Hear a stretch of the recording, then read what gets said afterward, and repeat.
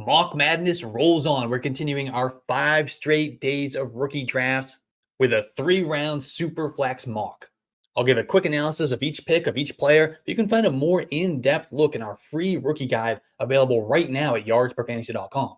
We've got full scouting reports, size and workout metrics, college stats, NFL comps, and everything you need to know about the top 70 rookie prospects for Dynasty Fantasy Football. Check that out right now for free at yardsperfantasy.com. Let's get right into it with the 1.01 easy peasy Ashton Jeanty. He is totally worth the hype. He's been the most natural runner in college football over the last 2 years. He's a dominant playmaker with exceptional agility, strength, and quickness. In the passing game, Ashton Jeanty can be a real weapon as a receiver. He will thrive as a dual threat running back who can handle a full bell cow role. He is locked in as the 1.01 in all rookie drafts, regardless of format. He's likely going to be a top 10 pick in the NFL draft. Lock it in, Ashton Jeanty 1.01. At the 102, we got Omarion Hampton. Hampton is the clear RB2 in the 2025 class. He's a hard-nosed, between the tackles runner who wins with size, strength, and power. He will appeal to teams in search of a running back who runs hard and finishes even harder. He will certainly bring some physicality to an offense and be a guy that can lean on to make plays in the red zone, win in short yardage, and close out games in the fourth quarter against a tired defense. And he's athletic too. He tested very, very well at the NFL Combine. He's not just a between the tackles grinder. He is an athlete. Easy choice here at the 102. At the 103, we've got Cam Ward. It's a weak quarterback class, but Cam Ward definitely has the most upside among those top 3 guys. If he can be a better decision-making version of Jameis Winston, then this will be a really good pick here at the 103. I've seen Cam Ward all over boards. Some people want to take him at 101, 102. Some have him down as far as like the 107, 108, 109, even 110 in Superflex formats. I think right here at the 103, I think he's a top 5 guy. It is Superflex. There's a lot of upside. He's going to be the 101 in the NFL draft. Those guys hold value for a long time. Lock him in here at the 103 in Superflex. At the 104, we got Quinshon Judkins. This one's going to be kind of controversial. After going chalk with these first 2 running backs, I'm planting my flag with the RB3 here with Judkins. I have loved him throughout this entire process. I think he's completely underrated, overlooked among these top 5 running backs. His athleticism, his size, his overall skill set will translate perfectly to a featured role in the NFL. He was so productive at both Ole Miss from day one as a freshman all the way through his junior year at Ohio State. He is scheme versatile. He can fill multiple roles within a backfield. If an offense wants to establish physicality and power football, Quinshon Judkins can be that guy. If they're looking for some speed and burst with open field elusiveness, Quinshon Judkins can be that guy as well. And if they want a guy who doesn't need to come off the field on third downs or in short yardage or in the red zone, Quinshon Judkins can be that guy as well. He's going to give you everything you want in a running back, completely valuable for NFL teams and for our dynasty teams. Quinshon Judkins at the 104. Moving on to 105, Trevion Henderson. He's right there with his Ohio State backfield mate. I could easily see these guys flipping in my rankings depending on how things shake out in the NFL draft. There's a lot of buzz. Trevion Henderson could be a first-round pick if that happens, and Judkins is a second-round pick. I'm probably going to flip these guys. But as of right now, I do like Judkins just a little bit more than Trevion Henderson. Henderson is a dynamic running back who adds value in all phases of an offense. He's an explosive runner between the tackles, but he especially thrives on outside runs. He's fast enough to not only break off long runs, but to finish them in the end zone. In the passing game, Trevion Henderson offers a ton of upside. He showed good hands at Ohio State. He has the athleticism and open field explosiveness to develop into a dynamic receiver at the next level. Lock him in here. Easy pick at the 105. At the 106, I got Tet McMillan. He's our first wide receiver off the board. He's the wide receiver 1 in this class, but he probably would have been like wide receiver 4, wide receiver 5 even in last year's class. Just kind of tells you about how this wide receiver class is shaking out compared to previous years. But Tet McMillan, he's a prototypical Alpha X wide receiver. He wins with size and physicality, but he also has surprising lateral agility and quickness for a player of his size. He's a fluid route runner who can line up anywhere in the formation and can run the entire route tree. Tet McMillan projects as a team's #1 option who will command volume. Some people have him ranked as high as like the 102 in Dynasty rookie drafts. I do think that's kind of like a sucker move considering how damn good this running back class is. I don't think you can take Tet McMillan over those top 4 running backs. 105, 106 feels like a good spot for Tet McMillan. At the 107, we got Shedeur Sanders, the quarterback out of Colorado. The analysis on Shedeur Sanders from NFL analysts, NFL teams from reports that we're hearing, draft analysts, dynasty, fantasy football analysts, it's all over the place, all over the place. Some people love him. Some people hate him. He's off the board. I like him. I like Shedeur Sanders. I think he's going to be a good NFL quarterback. I think he's going to be, the same level, the same type of player as what we got from Seattle version Geno Smith. I like him here at the 107. At the 108, I got Caleb Johnson. Caleb Johnson is a big running back who wins with size, great vision, and contact balance. Johnson was fun to watch behind that exceptional offensive line that they have over there at Iowa. He was so in sync with the blocking scheme, and he seemed to consistently break through for chunk gains. He uses his size and strength to power through arm tackles with ease, always finishing runs moving forward. Caleb Johnson projects as a workhorse running back in the NFL. He can be a plug-and-play, day-1 starter, ready to carry the load.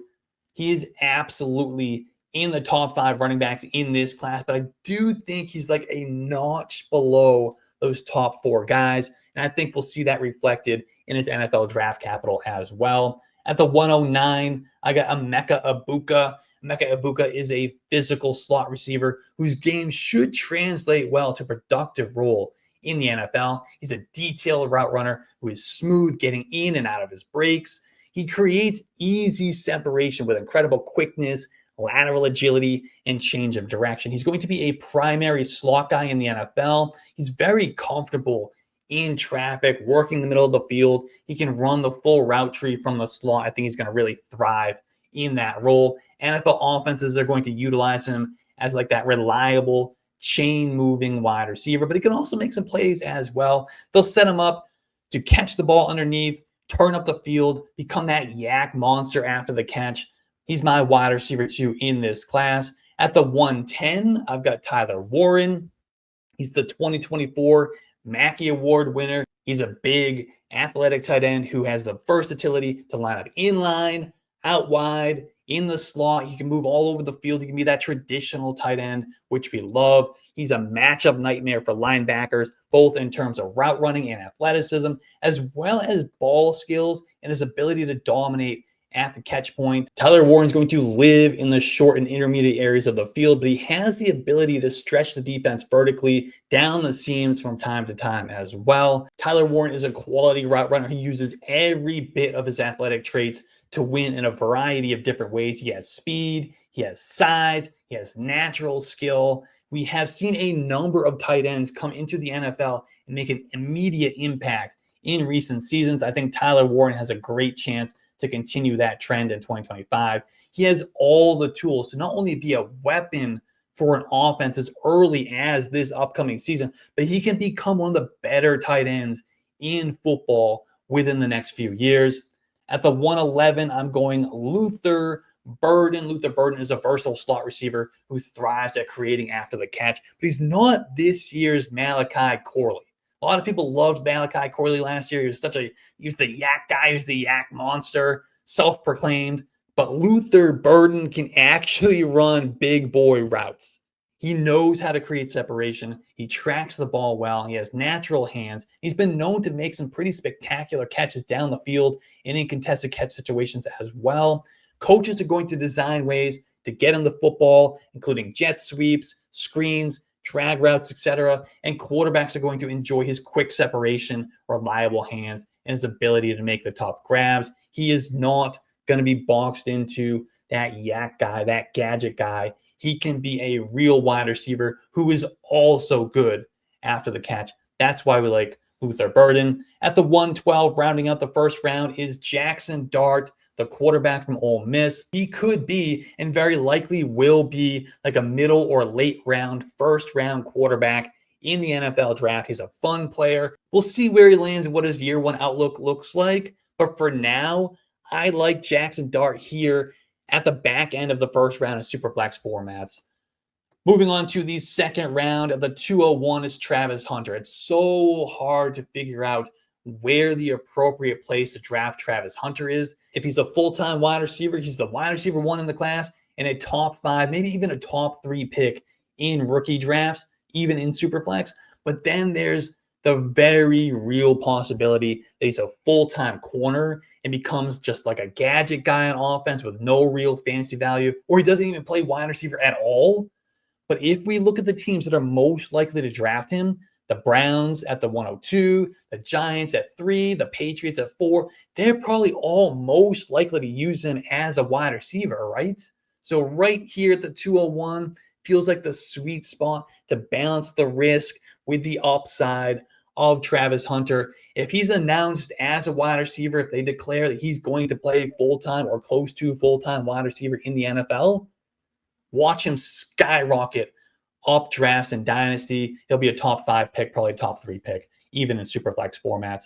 At the 202, it's Matthew Golden, the wide receiver out of Texas. His draft stock rose considerably after he ran that 4.29 at the NFL Combine. But that doesn't mean he should be like the wide receiver 1, which I've seen a lot of people try to make him the wide receiver 1 after that Combine performance. I don't even think he should be a top 3 wide receiver in this class. His analytical profile is shockingly underwhelming, but the draft capital is going to be there, so we got to get him at least to the early second in Superflex rookie drafts. Just be aware of the risk. He wasn't a mega producer at Houston, and he failed to reach 1,000 yards in 16 games at Texas in 2025.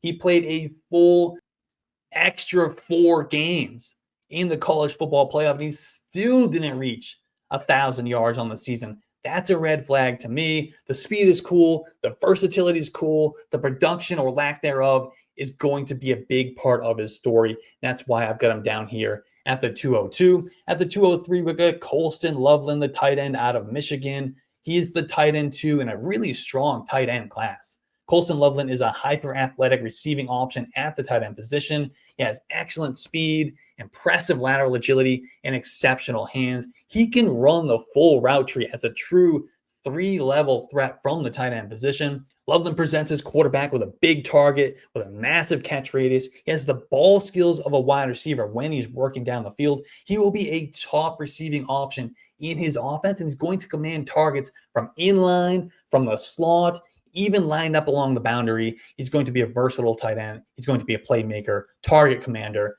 204, we got Jalen Knoll, wide receiver out of Iowa State. Jalen Knoll is an explosive slot receiver and one of my favorite guys to draft this year. He gives me such Lad McConkey vibes. He's a fun player. He's versatile. He's detailed in the way he approaches the game, a lot like Lad McConkey. I think he's every bit worth the 204. I think he's going to get round 2 draft capital, just like we saw Lad McConkey get last year, kind of rose up draft boards late in the process.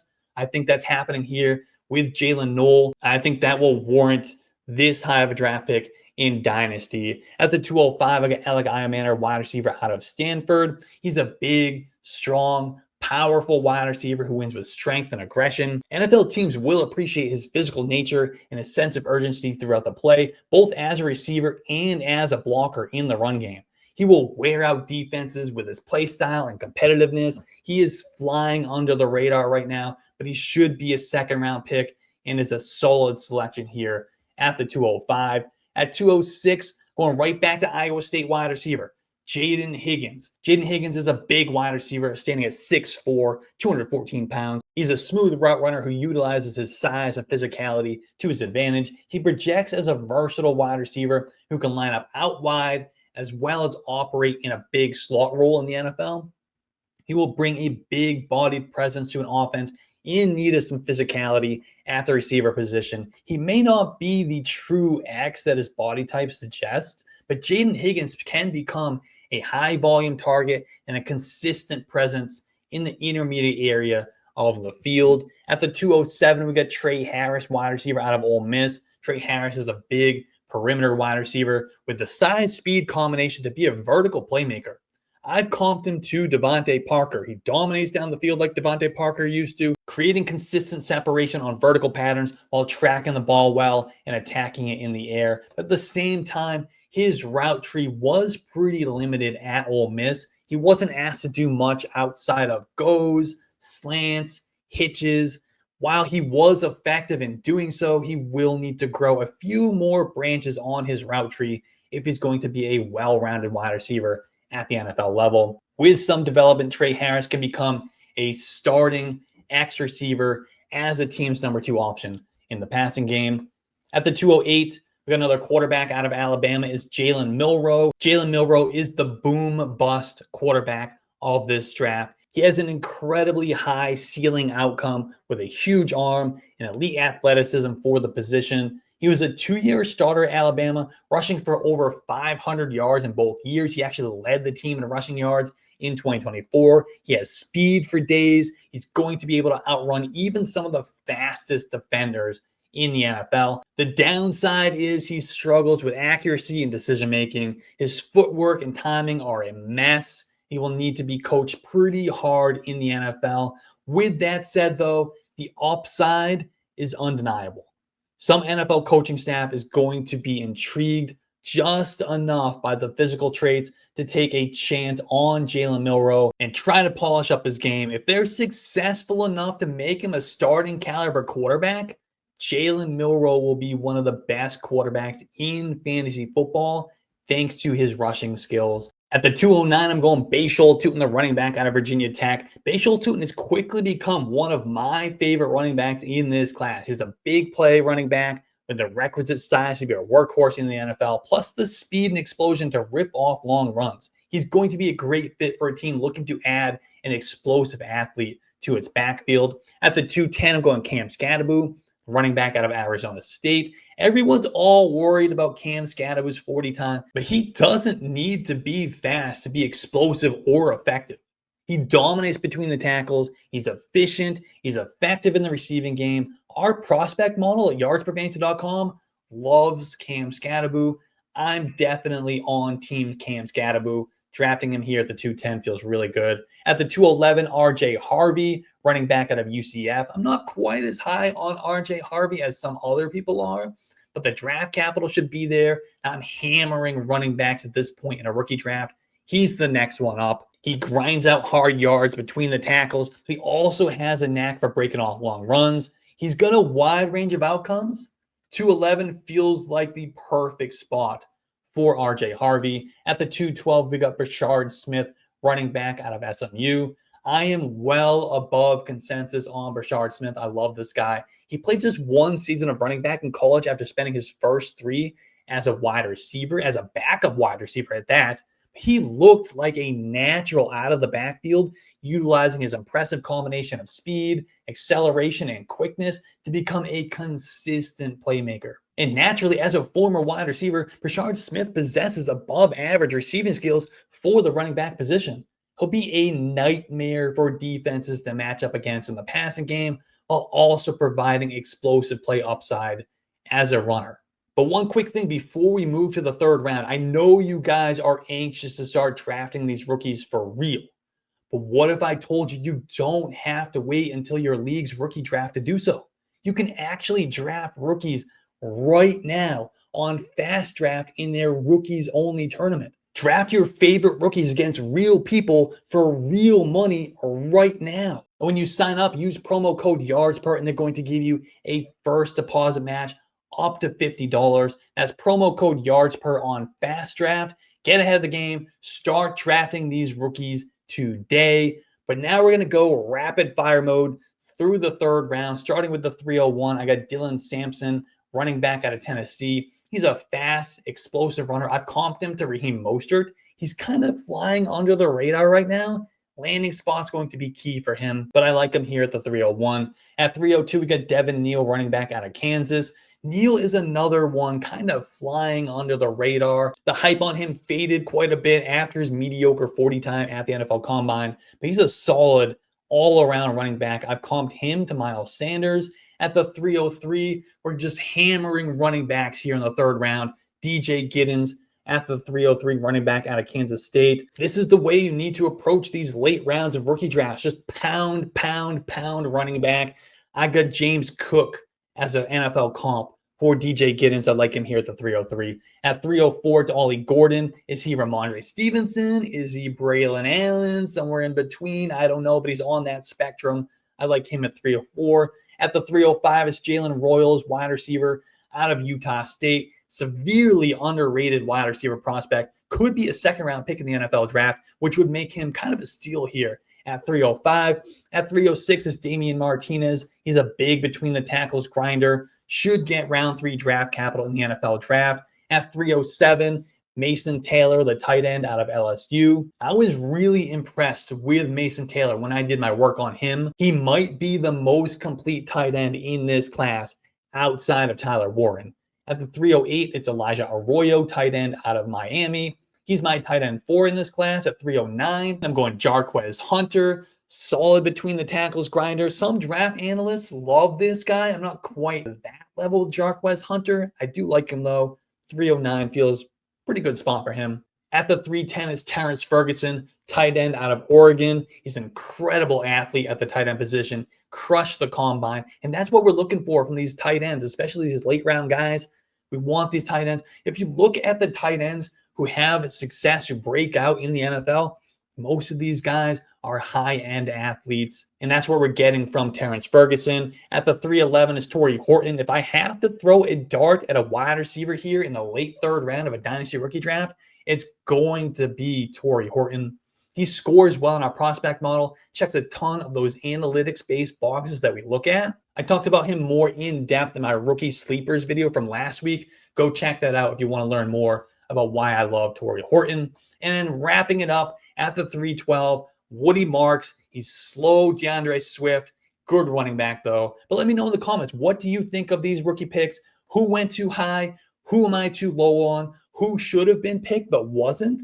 Let me know. And don't forget to like the video, subscribe to the channel. We've got more of these rookie mocks going. We're going to keep mock madness rolling all the way up to the NFL draft. Keep an eye out for more. And if you want to learn more about this rookie class, you can find everything you need to know in our free rookie guide available right now at yardsperfantasy.com.